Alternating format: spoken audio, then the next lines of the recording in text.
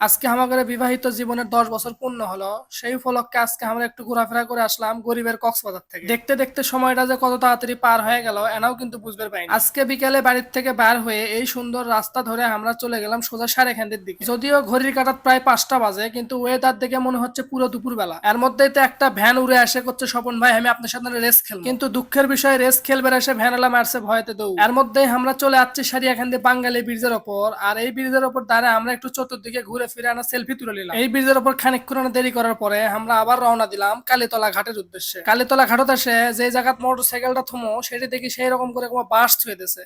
তো বাস দেখে মনে হলো এটি মনে হয় কোনো কিছু হবে। পরে খবর নিয়ে শুনবার পানু আগামীকাল নাকি এটি ছোটখাটো একটা কনসার্টের ব্যবস্থা করা হচ্ছে। পায়ে হাটের সামনের দিকে যাতে এই ভাই তো সেই রকম করে একটা পোজ দিছে খাওয়া থুয়ে। আর আজকের এই ঘোরাফেরাত কিন্তু আমরা দুইজন ছাড়াও আমাদের সাথে আসলো আমার একমাত্র ছোট বোন। এর মধ্যেই দেখে এই ভাইটা কম এইরকম কান্না করতে করতে আসিচ্ছে। ভাইয়ের মনত কিসের এত দুঃখ। যাই হোক, তারপরে দেখেন এই যে এই ভাইটা ক্যামেরা দেখে হা করে চাই আছে। হাঁটতে হাঁটতে সামনের দিকে যাই তো মনে করেন যে আই এম তো অবাক, এত সুন্দর করে এই জায়গাত লিখছে আই লাভ সারিয়াকান্দি। এটা কিন্তু এর আগে আসিল না, এইবারই আসে প্রথম দেখেছি এটার কাজ চলিচ্ছে। সেই জন্য আমরা এটার উপর দাঁড়ায় মোটামুটি কয়েকটা সেলফি তুলে নিলাম। আশা করা যাচ্ছে এটার কাজ শেষ হলে এই জায়গার সৌন্দর্য আরো বহু গুণে বেড়ে যাবে। এই হচ্ছে আজকে নদীর অবস্থা। নদীর অবস্থা মোটামুটি বলা চলে। এইদিকে তো মনে করেন যে বাচ্চা কাচ্চারা সেই মজা করছে, ঘোড়ার গাড়ি হাতির চড়ে বসে আছে। মানে এটা এমন আজব গাড়ি, ঘোড়ার পিঠর থেকে স্টিয়ারিং লাগিয়ে দিছে।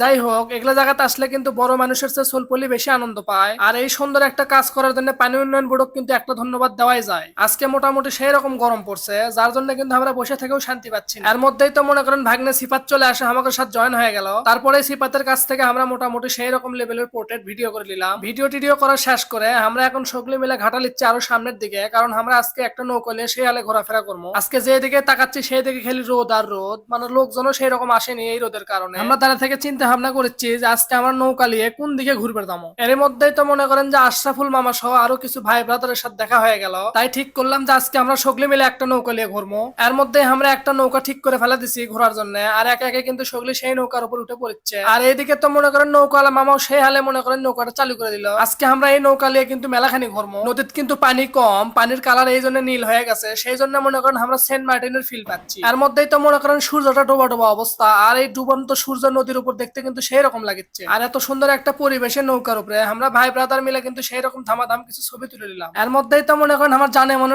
শখ হলো টাইটানিক স্টাইলে ছবি তোলা। তাই দেখেন আমরা টাইটানিক পোজ দিয়ে দিচ্ছি। যাই হোক, ঘোরাফেরা শেষ করে এদিকে আশরাফুল মামা তো মনে করেন যে নৌকার আগা ধরছে, কিন্তু নৌকাওয়ালা মামা করছে না তুমি পারবা না। সেই জন্য মনে করেন মামা উড়ে যায় নৌকা ধরছে। মনে করেন আমরা সেই রকম মোটামুটি লেভেলের একটা ধাক্কা খাচ্ছি এই ব্লকের সাথে। উপরে আসেই তো ছোট ভাই ফরাদের সাথে দেখা হয়ে গেল, কিন্তু ফরাদ আমার ছবি তোলালে ব্যস্ত। অনেকক্ষণ আসা হয়ে গেছে কিন্তু কিছু খাওয়া হয়নি। সেই জন্য আমরা চলে গেলাম একটা মাখামাখির দোকানত। আর আমরা মেলাটি মাখা লিয়ে নিলাম। মাখার দোকানত কিন্তু সেই রকম ভিড়, যার জন্য আমাকে সময় লাগলো মাখাটা পেতে। মাখামাখি নিয়ে আমরা চলে গেলাম সুধা নদীর কাতির দিকে। তারপরে এইভাবে সবাই একসাথে মাখাটা খাওয়া শুরু করে দিলাম। যাই হোক, আজকের ভিডিওটা এই পর্যন্ত।